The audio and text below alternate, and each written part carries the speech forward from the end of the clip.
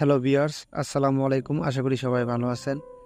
আজকে আমি আপনাদের সামনে যে মেডিসিনটি নিয়ে আলোচনা করব সেটি হচ্ছে ইউরোবেরি সিরাপ, যার জেনেরিক নাম ক্যানবেরি।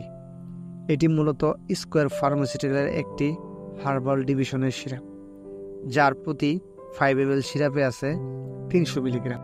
এই ইউরোবেরি সিরাপ মানে ক্যানবেরি নর্থ আমেরিকার একটি উদ্ভিদ, যা সাধারণত মূত্রাশয়ের সংক্রমণ রোধ এবং কিডনিতে পাথর সৃষ্টিতে প্রতিরোধ করে।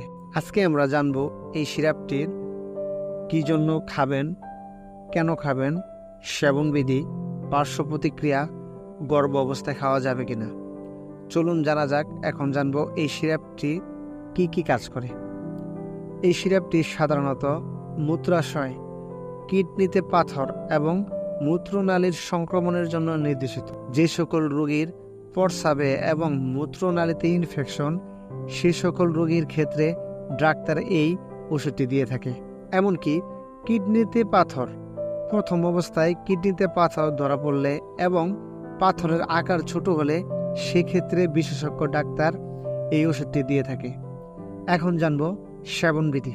এই ইউরোবেরি সিরাপটি 2 থেকে 4 চামচ দিনে 2 থেকে 3 বার প্রতিদিন খাবারের পূর্বে অথবা ডাক্তারের নির্দেশনা অনুযায়ী সেব্য। এটি পানির সাথেও মিশিয়ে খেয়ে যেতে পারে। অবশ্যই সিরাপটি খাবার আগে ভালোভাবে ঝাঁকিয়ে নেবেন। পার্শ্ব প্রতিক্রিয়া: নির্দেশিত মাত্রায় সেবনে শরীরের জন্য শোষণীয়।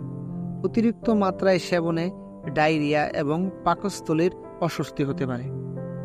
গর্ভ অবস্থায় ও স্তনদানকাল: এই সিরাপটি গর্ভ অবস্থায় ও স্তনদানকালে সেবনে কোনো সমস্যা এখনও জানা যায়নি, কিন্তু অবশ্যই রেজিস্টার্ড চিকিৎসকের পরামর্শ অনুযায়ী ছাড়া ওষুধ খাবেন না।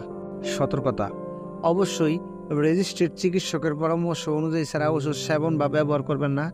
সকল প্রকার ওষুধ শিশুদের নাগালের বাহিরে রাখুন। শুকনো এবং ঠান্ডা স্থানে সংরক্ষণ করুন। ধন্যবাদ।